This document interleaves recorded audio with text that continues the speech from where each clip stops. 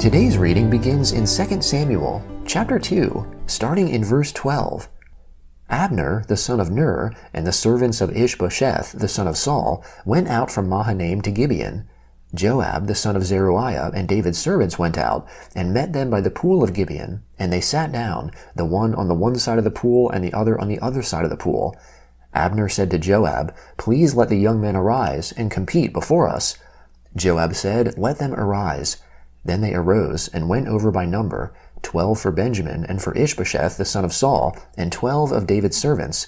They each caught his opponent by the head, and thrust his sword in his fellow's side, so they fell down together. Therefore that place in Gibeon was called Helkath Hazarim. The battle was very severe that day, and Abner was beaten, and the men of Israel, before David's servants. The 3 sons of Zeruiah were there, Joab, Abishai, and Asahel. Asahel was as light of foot as a wild gazelle. Asahel pursued Abner. He didn't turn to the right hand or to the left from following Abner. Then Abner looked behind him and said, "Is that you, Asahel?" He answered, "It is." Abner said to him, "Turn away to your right hand or to your left, and grab one of the young men and take his armor." But Asahel would not turn away from following him. Abner said again to Asahel, "Turn away from following me. Why should I strike you to the ground? How then could I look Joab your brother in the face?" However, he refused to turn away. Therefore Abner with the back end of the spear struck him in the body, so that the spear came out behind him, and he fell down there and died in the same place. As many as came to the place where Asahel fell down and died stood still. But Joab and Abishai pursued Abner. The sun went down when they had come to the hill of Ammah, that lies before Giah by the way of the wilderness of Gibeon. The children of Benjamin gathered themselves together after Abner, and became one band, and stood on the top of a hill. Then Abner called to Joab, and said, "Shall the sword devour forever? Don't you know that it will be bitterness in the latter end? How long will it be then before you ask the people to return from following their brothers?" Joab said, "As God lives, if you had not spoken, surely then in the morning the people would have gone away, and not each followed his brother." So Joab blew the trumpet, and all the people stood still and pursued Israel no more, and they fought no more. Abner and his men went all that night through the Arabah, and they passed over the Jordan, and went through all Bithron, and came to Mahanaim. Joab returned from following Abner, and when he had gathered all the people together, 19 men of David's and Asahel were missing. But David's servants had struck Abner's men, so that 360 men died. They took up Asahel, and buried him in the tomb of his father, which was in Bethlehem. Joab and his men went all night, and the day broke on them at Hebron. Now there was long war between Saul's house and David's house. David grew stronger and stronger, but Saul's house grew weaker and weaker. Sons were born to David in Hebron. His firstborn was Amnon, of Ahinoam the Jezreelitess, and his second Chileab, of Abigail the wife of Nabal the Carmelite, and the third Absalom, the son of Maacah, the daughter of Talmai, king of Geshur, and the fourth Adonijah, the son of Haggith, and the fifth Shephatiah, the son of Abital, and the sixth Ithream, of Eglah, David's wife. These were born to David in Hebron. While there was war between Saul's house and David's house, Abner made himself strong in Saul's house. Now Saul had a concubine, whose name was Rizpah, the daughter of Aiah. And Ishbosheth said to Abner, "Why have you gone in to my father's concubine?" Then Abner was very angry about Ishbosheth's words, and said, "Am I a dog's head that belongs to Judah? Today I show kindness to your father Saul's house, to his brothers, and to his friends, and have not delivered you into the hand of David, and yet you charge me today with a fault concerning this woman. God do so to Abner, and more also, if, as the Lord has sworn to David, I don't do even so to him, to transfer the kingdom from Saul's house, and to set up David's throne over Israel and over Judah, from Dan even to Beersheba." He could not answer Abner another word, because he was afraid of him. Abner sent messengers to David on his behalf, saying, "Whose is the land?" and saying, "Make your alliance with me, and behold, my hand will be with you to bring all Israel around to you." David said, "Good, I will make a treaty with you, but one thing I require of you. That is, you will not see my face unless you first bring Michal, Saul's daughter, when you come to see my face." David sent messengers to Ishbosheth, Saul's son, saying, "Deliver me my wife Michal, whom I was given to marry for 100 foreskins of the Philistines." Ishbosheth sent and took her from her husband, Paltiel the son of Laish. Her husband went with her, weeping as he went, and followed her to Bahurim. Then Abner said to him, Go, return. And he returned. Abner had communication with the elders of Israel, saying, In times past you sought for David to be king over you. Now then, do it. For the Lord has spoken by David, saying, By the hand of my servant David, I will save my people Israel out of the hand of the Philistines, and out of the hand of all their enemies. Abner also spoke in the ears of Benjamin, and Abner went also to speak in the ears of David in Hebron all that seemed good to Israel and to the whole house of Benjamin. So Abner came to David in Hebron, and 20 men with him. David made Abner and the men who were with him a feast. Abner said to David, I will arise and go, and will gather all Israel to my lord the king, that they may make a covenant with you, and that you may reign over all that your soul desires. David sent Abner away, and he went in peace. Behold, David's servants and Joab came from a raid, and brought in a great plunder with them. But Abner was not with David in Hebron, for he had sent him away, and he had gone in peace. When Joab and all the army who was with him had come, they told Joab, Abner the son of Ner came to the king, and he has sent him away, and he has gone in peace.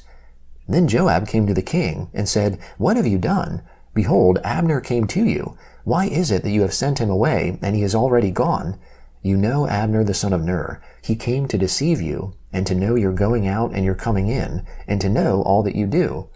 When Joab had come out from David, he sent messengers after Abner, and they brought him back from the wall of Sirah, but David didn't know it. When Abner had returned to Hebron, Joab took him aside into the middle of the gate to speak with him quietly, and struck him there in the body, so that he died for the blood of Asahel his brother. Afterward, when David heard it, he said, I and my kingdom are guiltless before the Lord forever of the blood of Abner the son of Ner. Let it fall on the head of Joab and on all his father's house. Let there not fail from the house of Joab one who has a discharge, or who is a leper, or who leans on a staff, or who falls by the sword, or who lacks bread. So Joab and Abishai his brother killed Abner, because he had killed their brother Asahel at Gibeon in the battle. David said to Joab and to all the people who were with him, Tear your clothes, and clothe yourselves with sackcloth, and mourn in front of Abner. King David followed the bier. They buried Abner in Hebron, and the king lifted up his voice and wept at Abner's grave, and all the people wept. The king lamented for Abner, and said, Should Abner die as a fool dies? Your hands weren't bound, and your feet weren't put into fetters. As a man falls before the children of iniquity, so you fell. All the people wept again over him. All the people came to urge David to eat bread while it was yet day. But David swore, saying, God do so to me, and more also, if I taste bread or anything else, until the sun goes down. All the people took notice of it, and it pleased them, as whatever the king did pleased all the people. So all the people and all Israel understood that day that it was not of the king to kill Abner the son of Ner. The king said to his servants, Don't you know that a prince and a great man has fallen today in Israel? I am weak today, though anointed king. These men, the sons of Zeruiah, are too hard for me. May the Lord reward the evildoer according to his wickedness. The Gospel of John, chapter 13, starting in verse 1. Now before the feast of the Passover, Jesus, knowing that his time had come that he would depart from this world to the Father, having loved his own who were in the world, he loved them to the end. During supper, the devil having already put into the heart of Judas Iscariot, Simon's son, to betray him, Jesus, knowing that the Father had given all things into his hands, and that he came from God, and was going to God, arose from supper, and laid aside his outer garments. He took a towel, and wrapped a towel around his waist. Then he poured water into the basin, and began to wash the disciples' feet, and to wipe them with the towel that was wrapped around him. Then he came to Simon Peter. He said to him, Lord, do you wash my feet? Jesus answered him, You don't know what I am doing now, but you will understand later. Peter said to him, You will never wash my feet. Jesus answered him, If I don't wash you, you have no part with me. Simon Peter said to him, Lord, not my feet only, but also my hands and my head. Jesus said to him, Someone who has bathed only needs to have his feet washed, but is completely clean. You are clean, but not all of you. For he knew him who would betray him. Therefore he said, You are not all clean. So when he had washed their feet, put his outer garment back on, and sat down again, he said to them, Do you know what I have done to you? You call me teacher and Lord. You say so correctly, for so I am. If I then, the Lord and the teacher, have washed your feet, you also ought to wash one another's feet. For I have given you an example, that you should also do as I have done to you. Most certainly I tell you, a servant is not greater than his Lord, neither is one who is sent greater than he who sent him. If you know these things, blessed are you if you do them. I don't speak concerning all of you. I know whom I have chosen, but that the scripture may be fulfilled, he who eats bread with me has lifted up his heel against me. From now on, I tell you before it happens, that when it happens, you may believe that I am he. Most certainly I tell you, he who receives whomever I send receives me, and he who receives me receives him who sent me. When Jesus had said this, he was troubled in spirit, and testified, Most certainly I tell you that one of you will betray me. The disciples looked at one another, perplexed about whom he spoke. One of the disciples, whom Jesus loved, was at the table, leaning against Jesus' breast. Simon Peter therefore beckoned to him, and said to him, Tell us who it is of whom he speaks. He, leaning back, as he was, on Jesus' breast, asked him, Lord, who is it? Jesus therefore answered him, It is he to whom I will give this piece of bread when I have dipped it. So when he had dipped the piece of bread, he gave it to Judas, the son of Simon Iscariot. After the piece of bread, then Satan entered into him. Then Jesus said to him, What you do, do quickly.